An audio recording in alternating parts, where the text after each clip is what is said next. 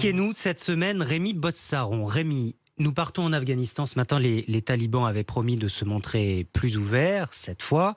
Et pourtant, hier, ils ont quasiment interdit aux femmes de voyager seules. Oui, interdiction de faire un voyage de plus de 72 km si elles sont seules. Voilà la nouvelle règle imposée aux femmes afghanes. Au-delà de ces 72 km, elles doivent être accompagnées, et pas par n'importe qui, par un homme de leur famille proche. Très clairement donc, les talibans ont décidé d'entraver, de réguler les déplacements des femmes dans le pays. On assiste là à un retour au pire commandement du premier règne des talibans entre 1996 et 2001. Et ce ne sont pas les seules recommandations qui ont été diffusées hier à propos des voyages.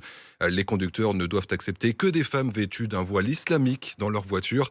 Et il est désormais interdit d'écouter de la musique à bord, la musique abhorrée par les talibans. On le sait, personne ne peut en écouter dans l'espace public. Elle est prohibée. C'était l'une des premières mesures prises par ce nouveau régime. Des mesures à l'encontre des femmes qui émanent d'ailleurs d'un ministère très particulier. Oui, le ministère de la promotion de la vertu et de la prévention du vice, un ministère qui, il n'y a pas de hasard, a remplacé celui de la condition féminine, et ce dès le retour des talibans au pouvoir il y a un peu plus de 4 mois.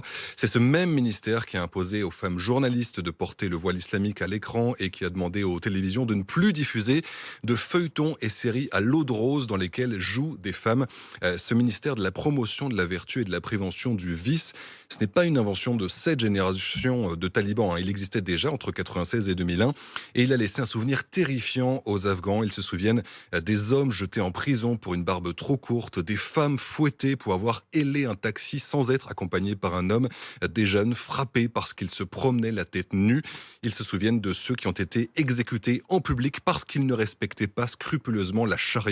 Alors avec ces souvenirs-là, on comprend pourquoi les Afghanes ont bien du mal à croire aux promesses des nouveaux maîtres du pays et pourquoi elles restent pour beaucoup terrées chez elles dans la peur. Pourtant, au moment de leur retour, les talibans avaient promis qu'ils respecteraient les droits des femmes. Oui, d'ailleurs, le leader suprême du mouvement lui-même a demandé il y a quelques jours au gouvernement de faire appliquer les droits des femmes. Mais il a donc demandé ça à un gouvernement uniquement composé d'hommes.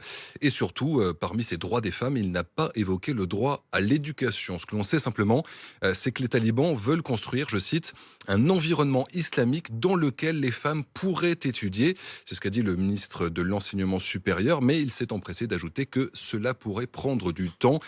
Il est de toute façon opposé à l'éducation commune entre filles et garçons. Pour le moment, le retour des filles dans les collèges et dans les lycées n'est autorisé que dans quelques provinces. Beaucoup d'entre elles n'ont toujours pas accès à l'éducation.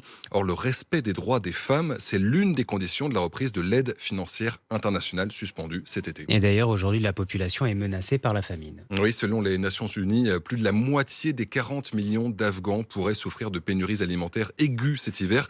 Là aussi, les filles sont les premières à en souffrir, puisque certaines familles sont contraintes de les marier très jeunes pour pouvoir se nourrir. Les talibans n'ont absolument rien mis en place pour venir en aide à la population. Alors, devant l'urgence, le Conseil de sécurité de l'ONU a fini par adopter une résolution la semaine dernière, une résolution qui doit faciliter l'aide humanitaire pendant 1 an. L'idée, c'est de vérifier dans 1 an que ce ne sont pas les talibans qui en ont profité. Eux, en tout cas, ont visiblement d'autres priorités. Ce week-end, ils ont dissous la commission électorale indépendante, celle qui était chargée d'organiser les élections. Ils considèrent qu'ils n'en ont pas besoin.